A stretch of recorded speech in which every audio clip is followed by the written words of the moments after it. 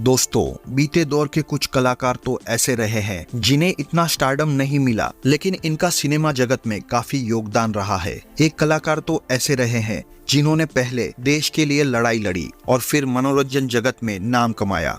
इन्होंने न सिर्फ हिंदी सिनेमा में बल्कि भोजपुरी इंडस्ट्री को भी नया जीवन दिया। बॉलीवुड के एक ऐसे एक्टर जिन्होंने कैरेक्टर आर्टिस्ट के तौर पर खूब नाम कमाया। साथ ही इनकी वजह से ही आज भोजपुरी सिनेमा इतना समृद्ध है। यहाँ जिस महान कलाकार की बात हो रही है वे है नजीर हुसैन। नजीर हुसैन का जन्म 15 मई 1922 को उत्तर प्रदेश के गांव उसिया में हुआ था। इनके पिता का नाम साहेबजाद खान था और वे भारतीय रेलवे में गार्ड की नौकरी करते थे। पिता की सिफारिश पर नजीर हुसैन को भी रेलवे में फायरमैन की सरकारी नौकरी मिल गई थी, लेकिन कुछ महीने बाद नजीर हुसैन ने नौकरी छोड़कर ब्रिटिश आर्मी ज्वाइन कर ली।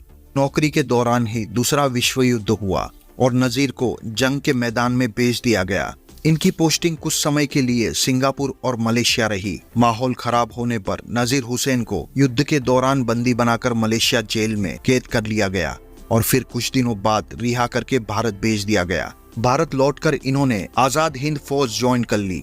नजीर हुसैन सुभाष चंद्र बोस से प्रेरित होकर उनके नक्शे कदम पर चलने लगे। प्रचार प्रसार में वे प्रमुखता से भाग लिया करते थे। ऐसे में अंग्रेजों के खिलाफ आवाज उठाने के लिए इन्हें पकड़ लिया गया और फांसी की सजा दे दी गई। लंबे समय तक जब नजीर हुसैन घर नहीं लौटे तो इनके परिवार ने इन्हें शहीद समझ लिया। एक दफा अंग्रेज नजीर हुसैन को ट्रेन से हावड़ा से दिल्ली ले जा रहे थे। तब नजीर हुसैन ने चुपके से एक पेपर पर अपने सकुशल होने की चिट्ठी लिखी और जैसे ही दिलदार नगर जंक्शन आया, खिड़की से कागज बाहर फेंक दिया, जिसके बाद उनके घर वालों तक उनकी जानकारी पहुंच गई। बिमल रॉय ने नजीर हुसैन को फिल्मी दुनिया में इंट्रोड्यूस किया था। इसके बाद बॉलीवुड में नजीर हुसैन ने परिणीता, जीवन ज्योति, मुसाफिर, अनुराधा, साहिब बीबी और गुलाम, नया दौर, कटी पतंग, कश्मीर की कली जैसी कई बड़ी फिल्मों में छोटे बड़े किरदार निभाए। भारत के पहले राष्ट्रपति राजेंद्र प्रसाद की 1960 में नजीर हुसैन से मुलाकात हुई थी। तब उन्होंने नजीर हुसैन से भोजपुरी सिनेमा की तरफ पहल करने की बात कही थी।